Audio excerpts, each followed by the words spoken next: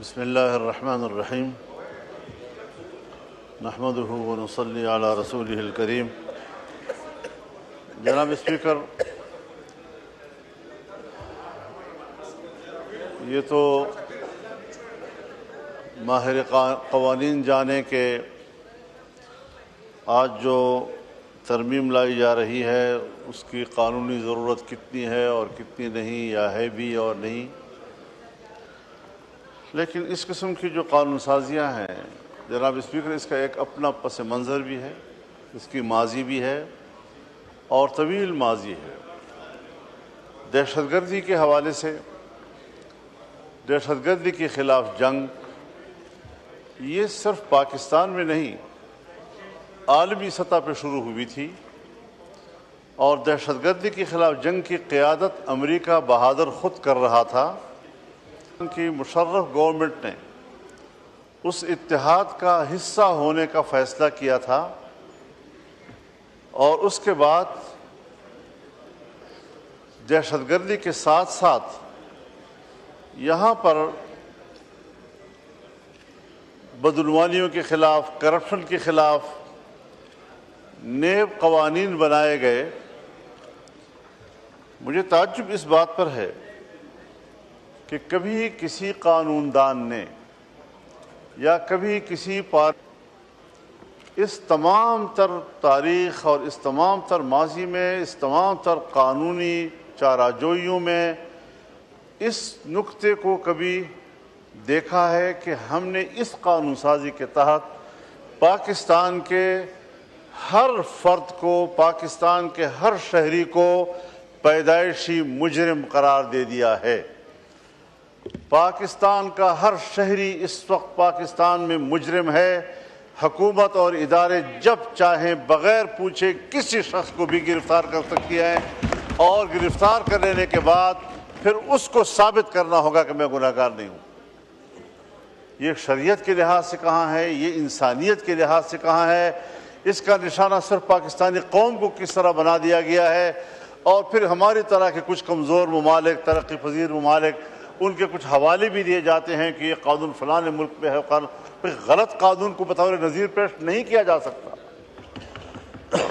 آپ جانتے ہیں کہ کتنے ممالک ہیں دنیا میں کہ اسی طرح کی غلط قانون سازیوں اور عدالت کے غلط فیصلوں کے نتیجے میں ہمارے قانون اور ہمارے فیصلے بطور نظیر پیش نہیں کیے جا سکتے۔ ان عدالتوں نے بھی پابندی لگائی ہوئی ہے، ان پارلیمنٹوں نے بھی پابندی لگائی ہوئی ہے۔ ہم کہاں جا رہے ہیں؟ میں بتانا چاہتا ہوں، ایک شخص کو گرفتار کیا گیا خفیہ رپورٹ کی بنیاد پر، اپنے گاؤں سے 15-16 کلومیٹر دور، اور لگا دیا کہ جی اس کے گھر سے اسلحہ پکڑا گیا۔ بھائی تم گھر میں گئے نہیں ہو، تم نے 16 کلومیٹر دور اس کو پکڑا ہے، ایک دکان میں پکڑا ہے اس کو، گھر سے برآمد ہو گیا اسلحہ۔ اس طرح کی جھوٹ بولے جا رہے ہیں۔ ہم نے وہ مثالیں بھی دیکھی ہیں کہ بڑا اچھا کوشچن اقبال بھائی نے کیا ہے، اور دیکھیں جس طرح ہم سندھ جا رہے ہیں، بلوچستان سے ہو کے آئے ہیں، پنجاب والوں نے شروعات کی، اب انشاءاللہ میری سندھ کے بعد KPK کی حکومت کے ساتھ بھی اسی طرز کے اپ لفٹنگ کے حوالے سے میں انشاءاللہ جاؤں گا سپٹمبر میں، اور وہاں جا کے بات کریں گے کارگو کے اوپر۔ کارگو پورٹ سے لے کے تورخم تک، اور پورٹ سے لے کے تفتان تک، کوئٹہ تک، ہر جگہ ہم پہنچائیں گے۔ اس کے لیے انشاءاللہ تعالیٰ جا بھی رہا ہے، لیکن جو یہ تجویز دی ہے اس کے اوپر بھی ہم عمل درآمد کریں۔ یہ نظر صادق صاحبہ سپلیمنٹری۔ جناب اسپیکر، شکریہ۔ میرا سوال آنریبل منسٹر صاحب سے ہے کہ جہاں وہ اتنی کاوشیں کر رہے ہیں اور بہتری آئی ہے ٹرینز کے حوالے سے، تو میرا سوال ہے ٹائمنگ کے حوالے سے کہ اس کے اوپر آپ کتنی توجہ دے رہے ہیں؟ آئی ایم شیور آپ کر پائیں گے، کیونکہ سوئٹزرلینڈ اور جاپان وغیرہ مشہور ہیں کہ ان کی ٹائمنگز جو ہیں ٹرینز کی، پنکچویلٹی ان کی، اور وہ جو ہے وہ بہت پریسیجن، اور آئی تھنک ہائی ٹیکنالوجی کے حوالے سے بھی یہ اس میں دیکھا جاتا ہے۔ تو کیا آیا پاکستان میں بھی ٹائمنگ کے حوالے سے اس کے اوپر غور ہو رہا ہے کہ وقت پہ آئیں؟ لوگ اپنی گھڑیاں باہر سیٹ کرتے ہیں ٹائمنگ کے اوپر۔ بہت شکریہ۔ Minister railways. بہت شکریہ جناب اسپیکر۔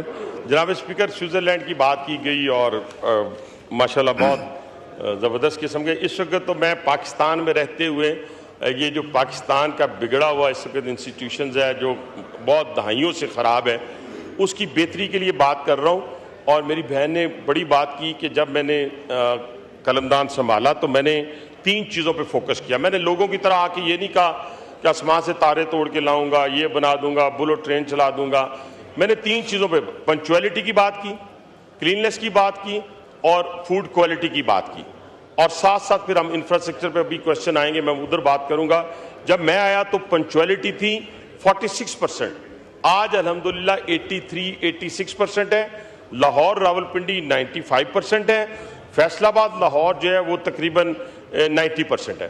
تو اسی طریقے سے ہم کوشش کریں گے کہ جو ہماری کراچی والا سیکشن ہے اس کے اندر بھی آگے جا کے کوشچن ہے, میں جواب دوں گا. اس وقت پنکچویلٹی کے اوپر ہمارا ڈے 1 سے فوکس تھا. میری بہن نے جو سوال کیا ہے انشاءاللہ 100% پہ اس وقت لے کے جائیں گے جب ہم اپنا ٹریک مکمل کر لیں گے. جی نیکسٹ کوشچن انجم عقیل صاحب. تھینک یو اسپیکر صاحب. میں مسٹر ریلوے سے پوچھنا چاہتا ہوں کہ اس پروجیکٹ کے ذریعے وسطی ایشیا مالک کو افغانستان کے راستے ریلوے لنک کے ذریعے کوشچن نمبر پڑھ دیجئے. 147. جی آنسر بھی ٹیکن ایز ریڈ. سپلیمنٹری اب کیجئے.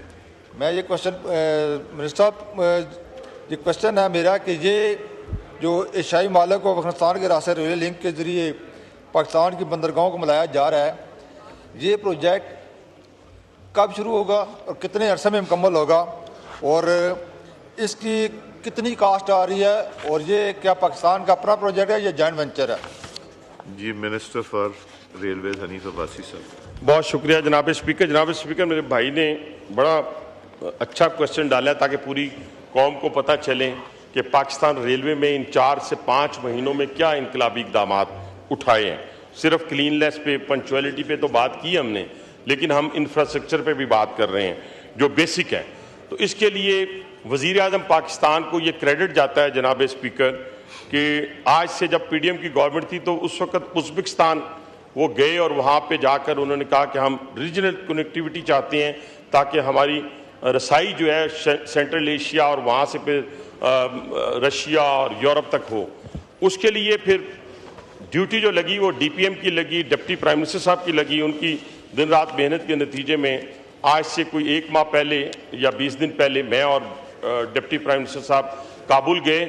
وہاں پہ ازبکستان کے فارن منسٹر تھے, افغانستان کے تھے, ڈپٹی پرائم منسٹر تھے, میں تھا. ہم نے سائننگ سیریمنی میں حصہ لیا اور یہ کوہاٹ سے کرلاچی اور کرلاچی سے مزار شریف یہ بنتا ہے تقریباً 850 کلومیٹر کا مسنگ پارٹ ہے جو بنے گا. اور جو مزار شریف سے ازبک بارڈر تک ہے 75 کلومیٹر آلریڈی ایگزسٹ کرتا ہے.